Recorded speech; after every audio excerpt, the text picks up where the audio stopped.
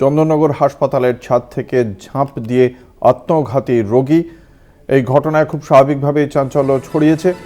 কিভাবে হাসপাতালের ছাদে রোগী পৌঁছে গেলেন, এই ঘটনা কিভাবে ঘটেছে তা খতিয়ে দেখা হচ্ছে বলে জানতে পারা যাচ্ছে। কথা বলবো, আমাদের সঙ্গে রয়েছেন আমাদের প্রতিনিধি তাপস চক্রবর্তী। তাপস, এখনো পর্যন্ত হাসপাতাল সূত্রে বা পুলিশ সূত্রে এই ঘটনা সম্পর্কে সুনির্দিষ্ট কি তথ্য জানতে পারা গিয়েছে?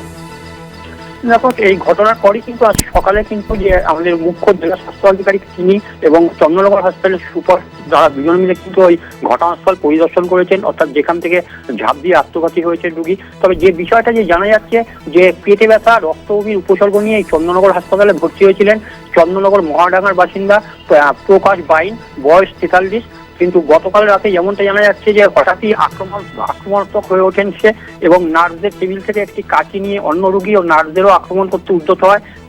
নার্সিং স্টাফদের ঘরের ভেতর দিয়ে কিন্তু সিঁড়ি বেয়ে ছাদে উঠে যায় হাসপাতালের এবং সেখান থেকে কিন্তু ঝাঁপ দেয় এবং এরপরেই কিন্তু তাকে উদ্ধার করে অপারেশন থিয়েটারে ঢোকানোর পর কিন্তু 3.5 নাগাদ তার মৃত্যু হয় এবং তারপরেই কিন্তু পরিবারের লোকজনকে খবর দেওয়া হয়। পরিবারের লোকজন আসে, কিন্তু পরিবারের লোকজন যেমনটা অভিযোগ তুলছে যে এই হাসপাতালের নিরাপত্তা নিয়ে। তবে ঘটনার পরই কিন্তু সকালে জেলা মুখ্য স্বাস্থ্য তিনি এবং হাসপাতালের সুপার হাসপাতালে রোগী ছাদে পৌঁছে যাচ্ছে, এই বিষয়ে হাসপাতাল কর্তৃপক্ষ কি বলছে তাপস?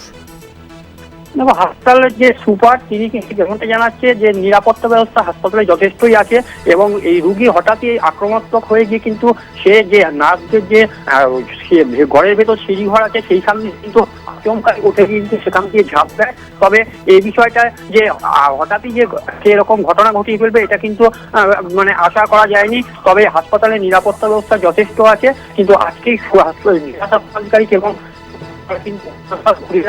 এবং এরপরে যেন এরকম ঘটনা না ঘটে তার জন্য বিষয়গুলো খতিয়ে দেখে। ধন্যবাদ। আমাদের সঙ্গে ছিলেন আমাদের প্রতিনিধি তাপস চক্রবর্তী।